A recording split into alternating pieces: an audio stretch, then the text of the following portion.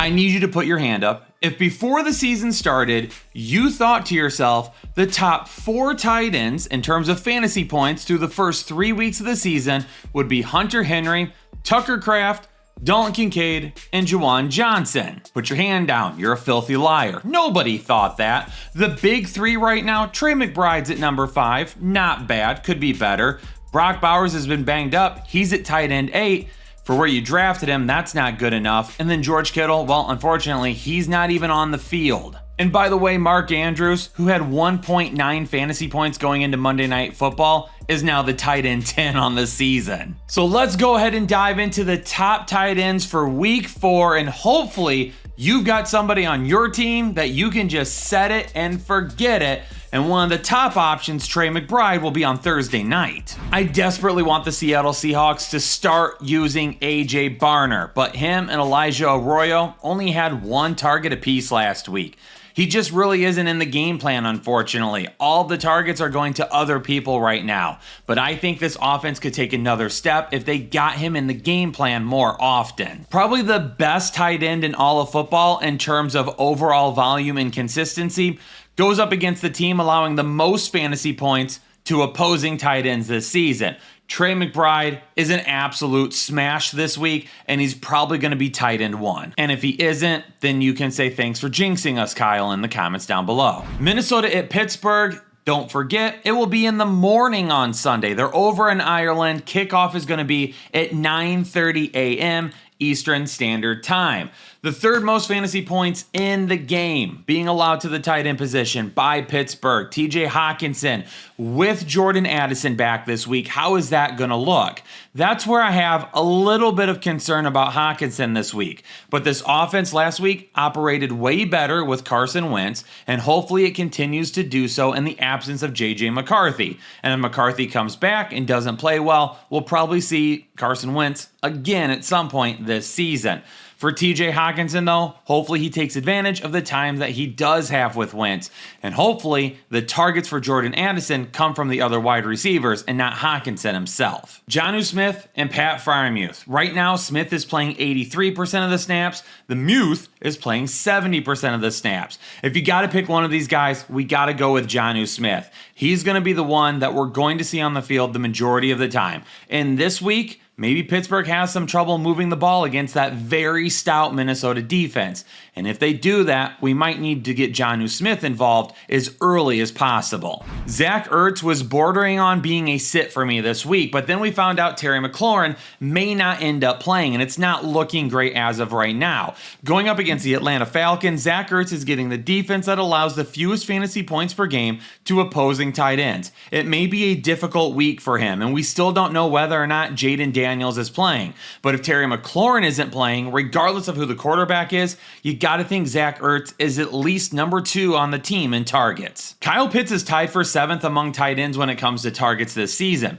That's tight end 1 potential every single week. I know so far this year, his floor has been all right, and he hasn't really been able to reach that upside that you would like him to have. But I can promise you, if you have Kyle Pitts, you can have way worse options right now. And that's saying a lot because of how bad Kyle Pitts has been the last couple of years. Juwan Johnson is a must start every single week going forward. The dude plays over 90% of the offensive snaps. He got another 8 targets last week. At worst, he's the number 2 option on this team, and he's making plays. He's one of the more consistent tight ends that we've seen so far this season. And yes, they are going up against the Buffalo Bills, who have allowed the 2nd fewest fantasy points to opposing tight ends. But I don't care. We need to roll with Juwan Johnson regardless. Dalton Kincaid is going to be up and down. For those of you starting him, you got to bank on a touchdown every single week. So far, the volume is not bad, but we're not seeing huge upside with the volume. It's the touchdown that is making him fantasy reliable every single week. And yes, I understand with the tight end position, and I've said it myself so many times before, you can trip into the end zone and you'll be a tight end 1. So as long as Dalton Kincaid is scoring touchdowns, that's great. But I don't want people to get worked up about Dalton Kincaid, and I feel like that's what people do sometimes because of the offense he's in, because of who he was coming out of college, and because we've seen some high highs with him, there's also a lot of low lows that people forget about. For instance, in week 3, if he doesn't score a touchdown, he barely makes it inside the top 12. Back in week 1 when he scored a touchdown as well, had he not scored that touchdown, he would have been the tight end 21. I am not hating on Dalton Kincaid. If Dalton Kincaid succeeds, that's great. I don't want to see a player be a bust, and I'm not trying to be a Debbie Downer to everybody because I've got him as a start this week, but I just want everyone to be cautious. If you're rolling Dalton Kincaid out every single week, you are hoping for touchdowns. And since this is a matchup with two really good potential outcomes at the tight end position, I think we need to talk about how much one of our sponsors loves tight ends, and that's Tushy. It works out so well that we plug Tushy in the tight end video. I love it. But just like I try to help you all take care of your tight ends, the football kind, Tushy tries to help you take care of your actual tight end. And if you head on over to their website, they have a ton of great things that you can order, get into your house, and start taking better care of yourself. And by using code HEADLINERS at checkout, you can get 10% off of your order. So head on over to hellotushy.com or use the link in our description below. See if there's anything you think can make your life a little bit better and help you take care of your tight end the same way I'm trying to help you take care of your football tight ends. Now, the numbers might show that the Lions are currently giving up the 5th most fantasy points to opposing tight ends, but a majority of those points came on Monday Night Football on one drive in garbage time when Mark Andrews had a couple of big plays, including a touchdown. Now, he had already scored a touchdown earlier in the game, but you didn't really hear from him the rest of the way. That last drive, he had 2 big receptions. But what are the splits looking like for David Njoku and Harold Fannin right now? Because for David Njoku, he's playing 76% of the snaps. Fannin is only playing 64% of the snaps. Realistically, when we take a look at what they're doing there, it's a 50-50 split for a majority of the time. However, there's been a lot of comments on the channel about, well, Harold Fannin lines up in the slot way more often than David Njoku. And you're kind of wrong with that, because when you take a look at where they play in the slot and the inline, which would be playing with their hand in the ground as a traditional tight end, Harold Fannin this season has 45 snaps in the slot. David Njoku has 37. So David Njoku is playing in the slot nearly as much as Harold Fannin is. Now on the end line, David Njoku is way outdoing Fannin there because he's playing more snaps. Right now, Fannin has played 39 snaps on the end line compared to 67 for David Njoku. But you can only see from that number there too, Fannin's basically splitting it as well. He's going about 50% out in the slot, about 50% on the end line. Sam Laporta is the Jameson Williams of tight ends, which is a great comparison given the fact they both play for the Lions. But when you have options like Amon-Ra St. Brown, like Jameson Williams, Sam Laporta, talking about him right now, you run the football, Jahmyr Gibbs, you pass the football to Jahmyr Gibbs, you run the football with David Montgomery. When you're a team that has that many options, you're going to have up and down weeks. Sometimes defenses aren't going to pay nearly as much as attention to you because they're paying attention to everybody else. You take advantage of those weeks. Sometimes Sam Laporta is going to be a focus and other guys will spring for some decent fantasy points. I really thought last week was going to be Ja'Tavion Sanders week, but this is looking like a guy that could end up being my kryptonite, a lot like a couple of other tight ends over the last few years where no matter what I said, they did the exact opposite, and maybe Ja'Tavion Sanders is going to be the same way this year. This week, I'll go ahead and list him as a sit, which only means he's going to have a really solid game. Hunter Henry with a huge week last week. 2 touchdowns, tons of receiving yards, number 1 tight end last week, and it puts him as the number 1 tight end overall on the season, which is absolutely crazy. But he's another one of those guys like Sam Laporta that's going to be a roller coaster. He's going to have very solid weeks, and he's going to have weeks where he disappears because Drake May, for the most part, spreads the ball around quite frequently. But his matchup against Carolina this week, super solid. They're currently allowing the 7th most fantasy points per game to the opposing tight end position. I want to lock in Hunter Henry as a start this week. Let's hope he doesn't pull a Houdini, though, and just disappear. The Chargers got a great matchup on the offensive side of the ball for tight ends this week, going up against the New York Giants, currently allowing the 10th most fantasy points per game to opposing tight ends. But here's the issue. Tyler Conklin, 1 target last week. Tucker Fisk, who is now the tight end 2, also got 1 target. And even though I say Tucker Fisk is the tight end 2, he actually played more snaps than Tyler Conklin last week. So let's go ahead and just set both of these guys to the side because Justin Herbert isn't looking to the tight end this year. LA's allowing the 9th fewest fantasy points per game, but even if it was a solid matchup, I don't know how we start Theo Johnson. Please, please, please, Giants. Now that you've switched over to Jackson Dart, can we get Theo Johnson involved as well? The dude is a super talented tight end, and I think you're letting him go to waste just using him to block. Dallas Goedert is going to have to be a fringe start in this matchup against Tampa Bay. First off, Tampa Bay is allowing the 6th fewest fantasy points per game to opposing tight ends. A.J. Brown, Devontae Smith started to heat up a little bit last week. Does that continue? Saquon Barkley down week last week. Do they try to get him back in the game and get him flowing again as well? Unfortunately for Dallas Goedert, a majority of the time he's going to be the 3rd option. The 4th if you also put him behind Saquon Barkley. Dallas Goedert, similar to Dalton Kincaid, is going to be touchdown dependent. But difference from Dalton Kincaid is the fact that Kincaid, because of the volume he's getting, he could still be just outside the top 12. Dallas Goedert doesn't get that much volume, so if he doesn't score a touchdown, he's basically going to be unusable. Cade Otton played 92% of the offensive snaps last week, and he didn't even get 1 target. For Tennessee and Houston, I got to go back to Chigiooko as being a fringe start this week. If him and Alec Ayo could end up being the main guys in this offense, I would love seeing that. We could go ahead and just put Calvin Ridley out of the equation at this point. Cam Ward likely has to get rid of the ball pretty quick this coming week, and hopefully Chigiooko is going to be the answer for that pass rush.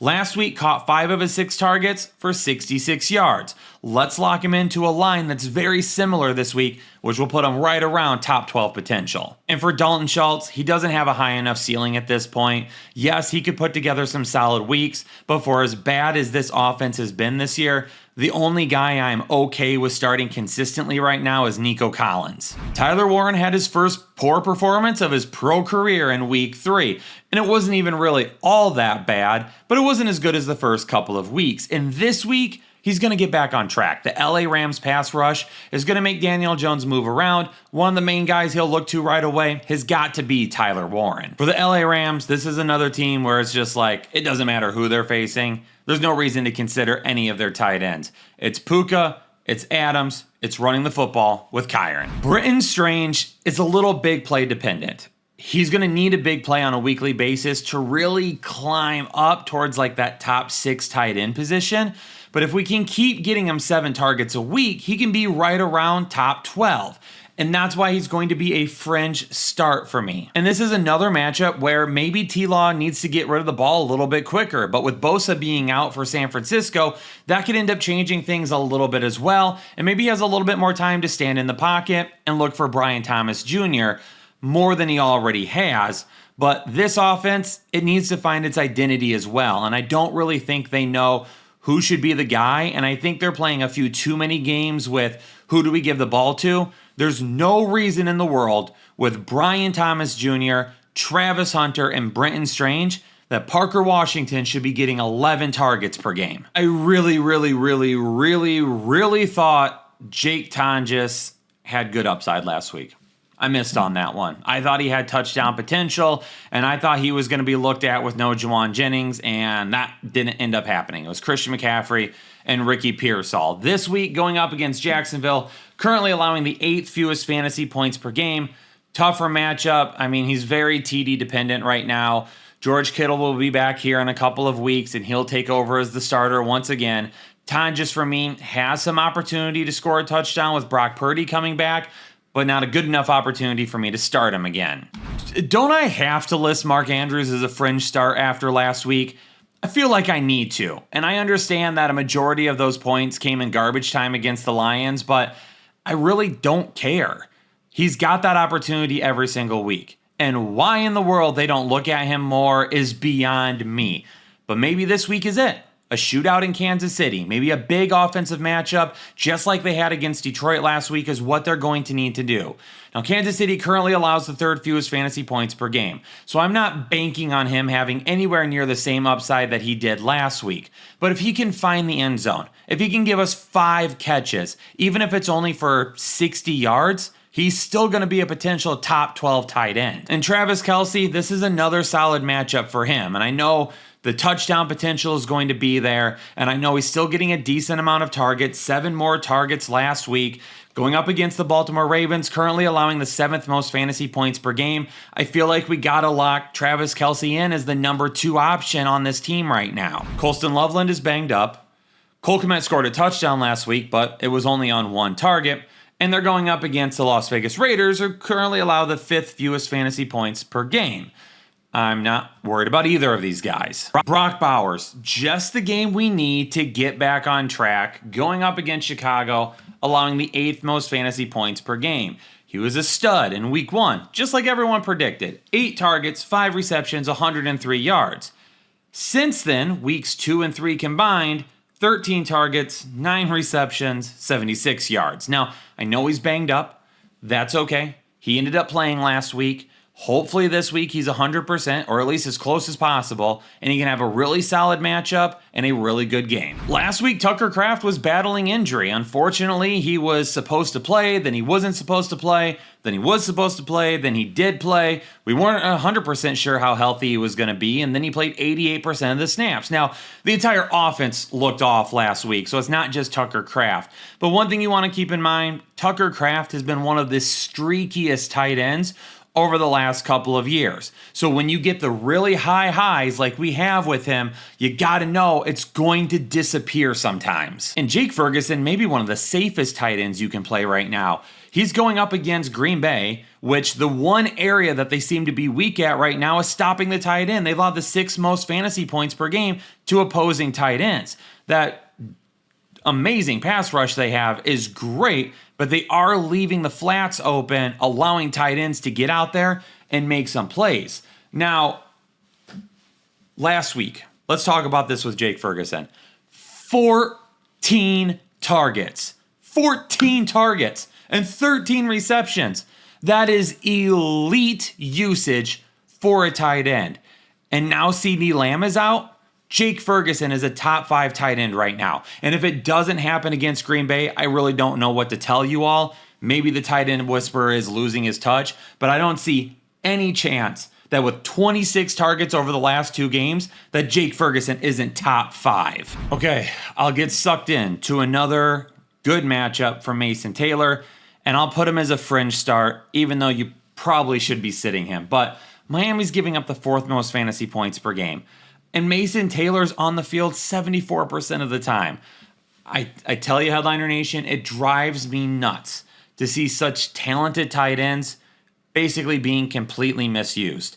You don't have a solid target outside of Garrett Wilson, so why aren't we getting Mason Taylor more involved? He had 6 targets last week, which is great. If we can stay with 6 targets, I would love that. But realistically, he should be seeing more like 8 targets, and it should be consistent. Darren Waller is expected back on Monday Night Football for the Miami Dolphins, but they've only targeted their tight ends 5 times in 3 games, so I don't really care. I'll wait to see it. For the Cincinnati Bengals, Noah Fant's dealing with a concussion, Mike Gesicki's playing less than Drew Sample, and their starting quarterback is gone for the season. I'm not starting either of these guys. Now, there's no word on if Evan Ingram is going to be able to go this week, and we will keep an eye on it throughout the rest of the week. But if he can go, you're going to have to put him as a fringe start. Going up against Cincinnati, allowing the 5th most fantasy points per game to the opposing tight end position, I'm not off of Evan Ingram yet. I have told some people, if you want to drop him, that's fine. But they've dropped him for guys like Juwan Johnson or Jake Ferguson, guys that are seeing a tremendous amount of volume right now. So because of that, it makes sense. If you've got somebody on your waiver wire that you feel is safer than Evan Ingram, go ahead, make the move. But if you don't, you might as well hold on and see what we can get the rest of the year. Headliner Nation, we're breaking down tight ends. It's definitely not the easiest thing to do in fantasy football, but I try my best every single week. And hopefully you all are appreciating the content that we're putting out for you when it comes to start and sit videos. Headliner Nation, stay safe, stay healthy, hit the like button, subscribe, turn on the bell notifications, all of the good things on the way out. Leave a comment down below, and I'll catch you all in the next episode of the Fantasy Headliners.